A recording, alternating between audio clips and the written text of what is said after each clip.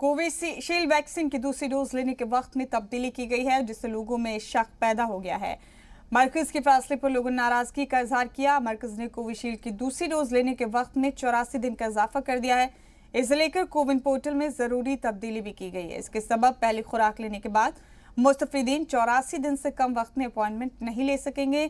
ये जवाबित सिर्फ नए अपॉइंटमेंट्स पर नाफिज होगा। कोविशील्ड की दूसरी डोज के लिए पहले से बुक ऑनलाइन अपॉइंटमेंट वैलिड रहेगा।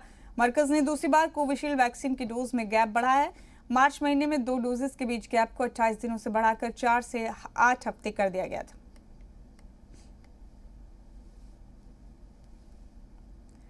मुल्क में कोरोना की रफ्तार लॉकडाउन की वजह से थोड़ी काबू में आती नजर आ रही है। कोरोना के नए केसेस में गिरावट आ रही है, लेकिन लॉकडाउन में गरीबों के सामने घर चलाने की परेशानी है। लोकसभा में कांग्रेस लीडर अधीर रंजन चौधरी ने इसी मुद्दे को लेकर वजीर-ए-आज़म नरेंद्र मोदी को एक खत लिखा है और इस खत में अधीर रंजन चौधरी ने पीएम मोदी से अपील की है कि मरकज लॉकडाउन के दौरान पैसों की कमी से जूझ रहे गरीबों की इक्तिसादी मदद करे।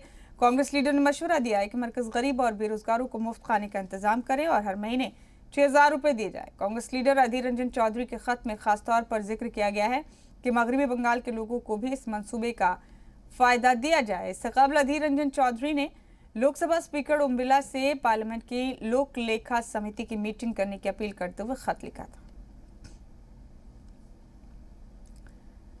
मुल्क में कोरोना वैक्सीनेशन की ड्राइव की शुरुआत हो चुकी है, लेकिन वैक्सीन की किल्लत को लेकर कई मकामात पर वैक्सीनेशन बंद कर दी गई है। ऐसे में आज 26वीं ग्रुप ऑफ मिनिस्टर्स की मीटिंग हो रही है, जिसमें हेल्थ इंफ्रास्ट्रक्चर और वैक्सीनेशन पर तबादला ख्याल होगा। ग्रुप ऑफ मिनिस्टर्स की मीटिंग दोपहर 1 बजे शुरू होगी, जिसमें मुल्क के वैक्सीनेशन समेत तमाम मौज़ूआत पर तबादला ख्याल होगा। इसके अलावा दुनिया में दीगर ममालिक किस तरह से कोरोना से निपट रहे हैं, इस पर भी जायजा लिया जाएगा। मीटिंग में वबा से निपटने के लिए किन किन ममालिक से किस तरह मदद ले सकते हैं, इस पर भी तबादला ख्याल किया जाएगा। लखनऊ से बड़ी खबर है, स्कूलों में इस बार गर्मियों की छुट्टियां नहीं की जाएंगी।